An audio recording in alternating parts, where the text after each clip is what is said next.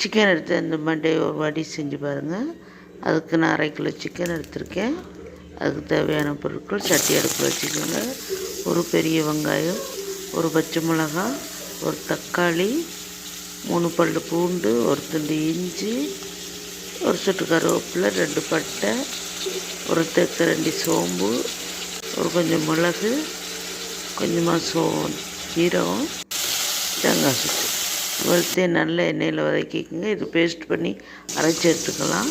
இப்போ சட்டி அடுப்பில் வச்சு வெங்காயம், கொஞ்சமாக கருவேப்பிலை, ஒரு தக்காளி, இவ்வளோதாங்க சேர்த்து வதக்கிக்கோங்க. அப்புறம் கொஞ்சம் உப்பு போட்டுக்கோங்க.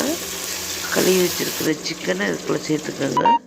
கொஞ்சமாக மஞ்சள், மிளகாத்தூள், தனி மிளகாத்தூள் சேர்த்துக்கோங்க.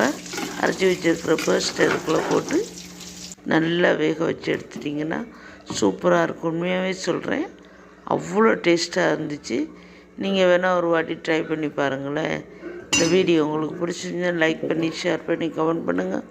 மறக்காமல் சப்ஸ்கிரைப் பண்ணிவிடுங்க. டேஸ்ட்டு அல்டிமேட்டுங்க. பாய்.